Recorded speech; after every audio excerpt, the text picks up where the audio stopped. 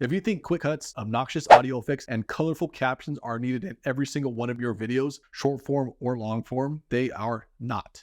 In this video, I take a look at why unnecessary effects are ruining your views, as well as causing a rift between you and your intended audience. And more importantly, what you can do to fix it.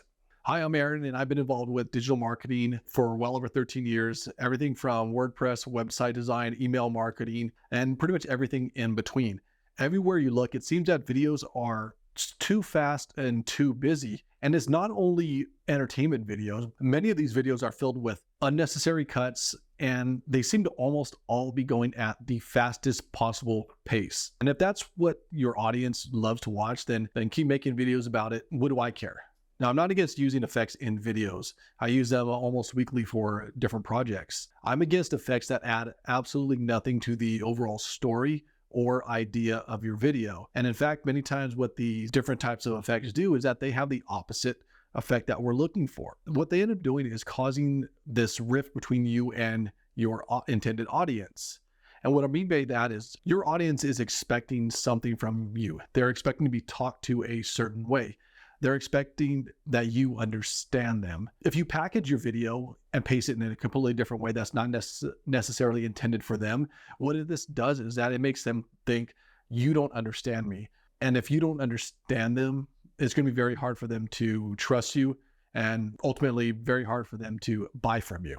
So you can probably tell why I believe that this video is very important. And we could definitely go into why this might be happening and why there's this trend of people doing almost all the same thing. And that might be maybe a good idea for another video. But today I want to stay focused on what the possible solution might be for you. So if the problem is we're using these unnecessary edits and effects in a way that really doesn't improve the way that we comprehend these videos, what do we do instead? First, let's try to think about this in a different way. Think about your favorite movies or music that you like to listen to. Now, the music or the movies has somewhat of a flow to it. And depending on what genre you're listening to or watching, it's going to have kind of a predictable, maybe speed or pace. You know, your drama is going to have a little bit of slowdown here or there to let whatever the scene is kind of sink in. Your action is going to be high, high, high, and then all of a sudden slow down to almost allow you to catch your breath. These videos that we're creating can be almost a roller coaster ride full of slowdowns, speed ups, dips, thrills. I mean, you name it. We get to do whatever we want as long as it's for the intended audience. Pauses are okay and space is okay in your videos. Another great way to look at it is if you were to type out everything that you intended, put it all in one document without any sort of spacing, any sort of periods or paragraphs. It's going to make it a lot harder for whoever's reading it understand it.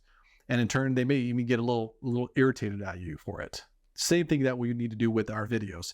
And a lot of it does begin in the pre-production process. Remember, quick cuts won't save your video, but creating videos for your intended audience with the correct pacing absolutely will, provided you do have the correct content for them. So go ahead, add some rhythm to your videos, throw in a long pause here or there, modulate your voice, talk louder, do this, do that.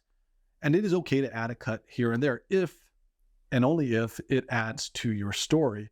Everything that doesn't add to your story or your video is taken away. And if I haven't convinced you enough, check out this video right here. It's where I go into a much deeper dive on rhythm and pacing. In fact, I use a lot of really cool examples from some of your famous YouTubers, including Mr. Beast. So check it out.